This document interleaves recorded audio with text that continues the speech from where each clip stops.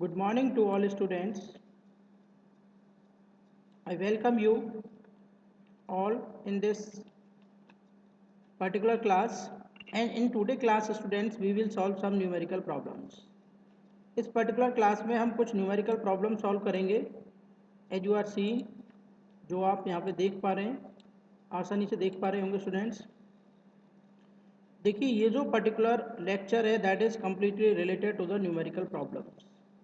ठीक है, तो यहाँ पर देखिए स्टूडेंट्स, अगर मैं बात करता हूँ स्टूडेंट्स न्यूमेरिकल प्रॉब्लम्स की, तो न्यूमेरिकल प्रॉब्लम्स में जो आपकी एक न्यूमेरिकल प्रॉब्लम्स है जो हम अभी यहाँ डिस्कस कर रहे हैं. The inner surface of a plane brick wall is 60 degree centigrade temperature and outer surface is at 35 degree centigrade.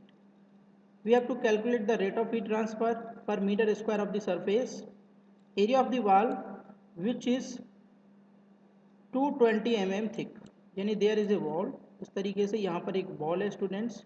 ठीक है, इसकी जो थिकनेस है ये आपको दे रखी है स्टूडेंट्स. दिस वन इज 220, ये आपको दे रखा है 220 mm. Okay students, and now this side is having 60 degree centigrade temperature and this side is having 35 degree centigrade temperature. Okay, and the thermal conductivity of this wall K is, you have to give in, K is equal to 0.51. Now you have to calculate the rate of heat transfer per meter square. तो देखो simple है, Q is equal to क्या होता है बच्चों, minus K A D T over D X. ये particular formula होता है K is equal to minus K A D T over D X. ठीक है, अगर मैं यहाँ पर K की वैल्यू निकालूँ तो K की वैल्यू मेरे को गिवन है ये रही. एरिया पर मीटर स्क्वायर तो आपको Q अपॉन ए चाहिए, तो Q को ए से डिवाइड कर दो. ठीक है, बाकी यहाँ पर बचेगा क्या आपका, यहाँ पर बचेगा आपका माइनस के ए, हट जाएगा, ए नीचे डिवाइड हो गया. अगर मैं इस ए को यहाँ से क्या करूँ, रिमूव करूँ स्टूडेंट्स, तो यहाँ से आप ए को क्या कर दोगे, रिमूव. ठीक है, तो यहाँ पर आप देख सकते हैं कि यहाँ पर ये क्या हो जाएगा, ये फाइनली नीचे आ जाएगा यहाँ minus K D T by D x. अब बच्चों D T by D x क्या है, चेंज इन टेम्परेचर. अब ये जो टेम्परेचर है बच्चों, ये तो क्या है आपका T2 है. ठीक है, और ये जो टेम्परेचर है ये स्टूडेंट्स क्या है अपना T1 है. क्लियर है. अब यहाँ पर जो डी टी लिखेंगे हम, ये डी टी क्या है, चेंज इन टेम्परेचर, तो फाइनल माइनस इनिशियल. जब आप इसको लिखेंगे स्टूडेंट्स तो ये आ जाएगा माइनस के. ठीक है, अब आप यहाँ पे लिखोगे T2 पहले आएगा क्योंकि ये फाइनल है. कहाँ से कहाँ जा रहे हैं, यहाँ पॉइंट से हम कहाँ जा रहे हैं, यहाँ पर. ठीक है, ऐसे तो हम लिखेंगे फाइनल T2 माइनस T1 और अपॉन में क्या हो जाएगा dx. dx क्या है, इसकी थिकनेस, तो ये L है तो L लिख देंगे, अगर x है तो x लिख देंगे. ठीक है, तो x की वैल्यू कितनी है यहाँ पर, ये रही. ओके, अगर इसको मीटर में कन्वर्ट करोगे तो 1000 से डिवाइड कर दो भाई. ठीक है, तो ये 0.22 मीटर आ जाएगा. क्लियर है, तो ये वैल्यूज़ आपको यहाँ पुटअप करनी है और फाइनल आंसर फाइंड आउट करना है. जैसे कि आप यहाँ पे देख सकते हैं ये 220 mm है तो इसको मीटर में कन्वर्ट कर दिया. ये T1 टेम्परेचर 60, ये T2 और ये thermal conductivity. Rate of heat transfer you know very well, Q upon A K. अब देखो यहाँ पर मैंने बताया था ये माइनस है, अगर यहाँ से माइनस कॉमन ले लोगे बाहर तो ये K हो जाएगा T1 माइनस T2, तो K T1 minus T2 upon में L.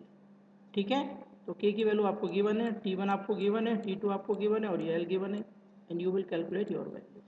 ओके स्टूडेंट्स, नेक्स्ट आगे चलते हैं. ये देखो ये वॉल का एरिया बता रखा है आपको, इस तरीके से डायग्राम बना सकते हो. ये T1 60, ये T2 35. Heat is flowing from this side to this side. Okay, the brick thermal conductivity K is given to you, L is the length given to you. Next question पे आते हैं students. देखिए consider a slab of thickness L is equal to 0.25, यानी we have to given a thick slab दे रखी है जिसकी एक सरफेस का टेम्परेचर 100 डिग्री सेंटीग्रेड है और जो दूसरी सरफेस है उसका है 0 डिग्री सेंटीग्रेड. तो मैं बच्चों डिटरमाइन करना है इसमें नेट फ्लक्स, जैसा यहाँ दे रखा है ना नेट फ्लक्स. तो बच्चों जो नेट फ्लक्स होता है Q, वो वही होता है total heat transfer per unit area. ठीक है, तो rate of heat transfer per unit area क्या होता है बच्चों, दिस इज योर फ्लक्स. बस ये पॉइंट आपको याद रखना है. तो अभी आपने जो निकाला है वही चीज़ आपको यहाँ पर निकालनी है। ठीक है, ये क्या आपका फ्लक्स। ठीक है, तो देखिए ये चीज़ के लिए आप यूज कर सकते हैं Fourier's law of heat conduction. क्या होता है, minus K D T by D X.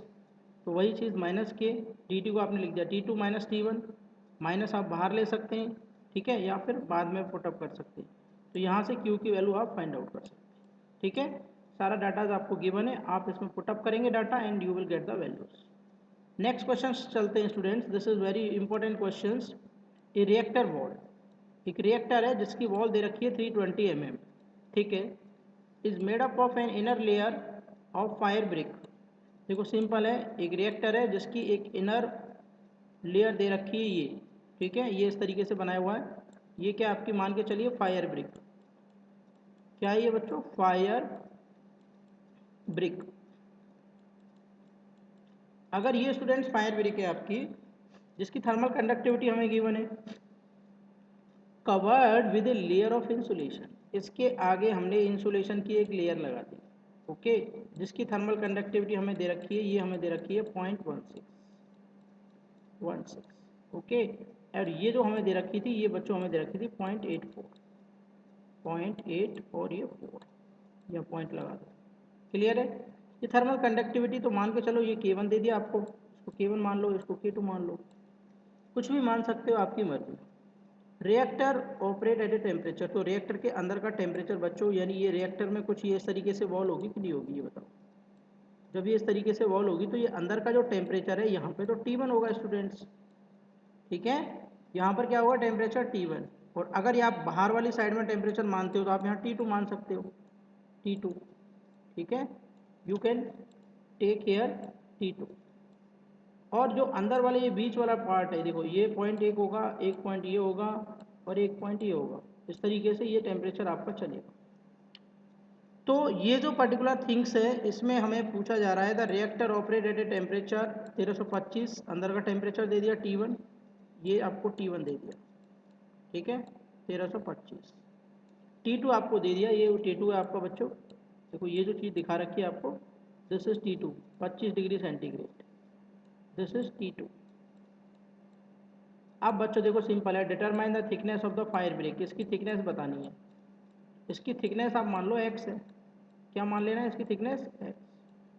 तो इसकी थिकनेस कितनी हो जाएगी, अरे टोटल कितनी है 320, 320 में से x माइनस करोगे तो 320 को पहले मीटर में कन्वर्ट कर लो, तो क्या हो जाएगा 0.32 माइनस एक्स।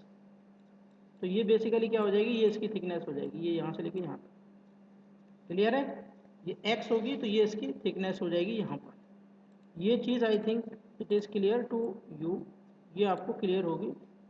एक मिनट वेट करिए थोड़ा सा, यहाँ देख लेते हैं, इसको सेट कर देते हैं। ये आपकी x है, ठीक है, ये x और ये 0.03 इन 0.03, 0.32 minus x.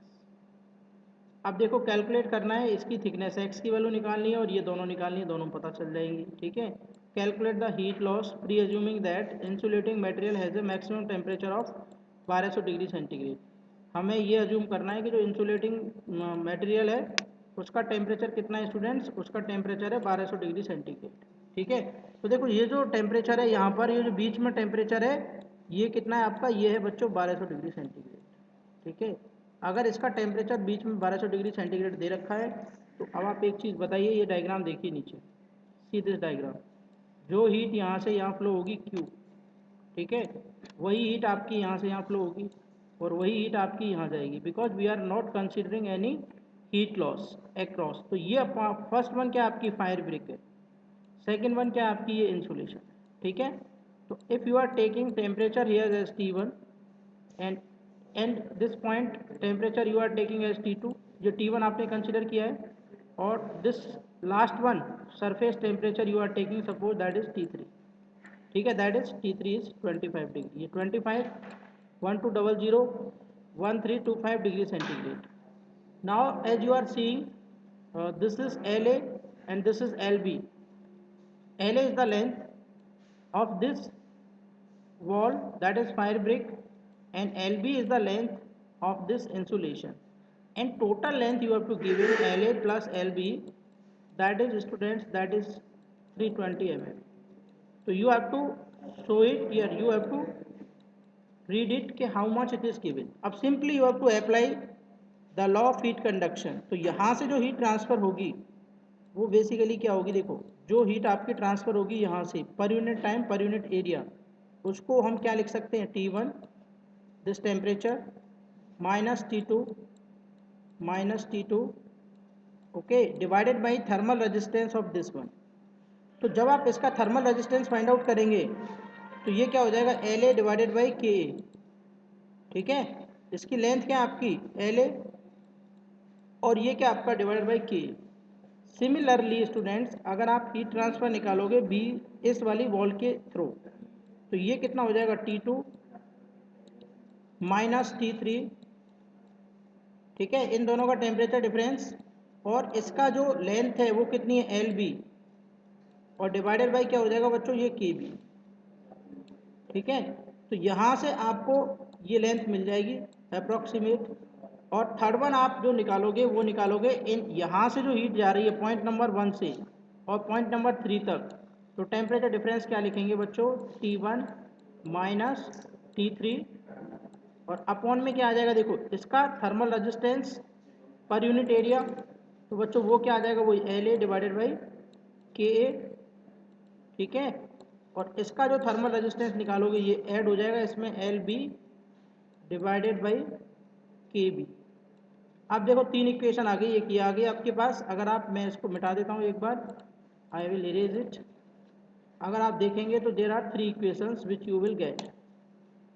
One is this one, first one, another one is this one, and another one is this one. There are three equations which you are getting, 1 2 and 3. Now with the help of any two equations you can find out the value of x.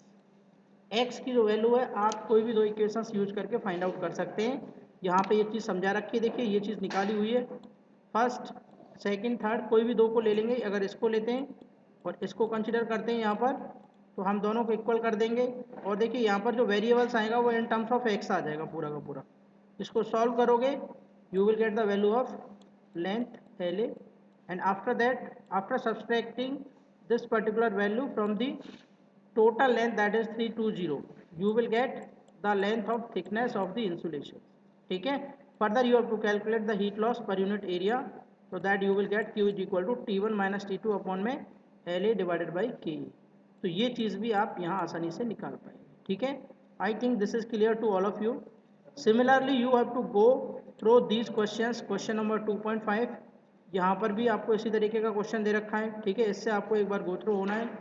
And after that you have to solve this questions. ये questions भी आपको further solve करने हैं कि भाई ये जो question है आपको किस तरीके से सॉल्व करने हैं. इनसे आप एक बार गो थ्रू हो जाएंगे. ठीक है, ये न्यूमेरिकल प्रॉब्लम्स हैं that you will solve your self.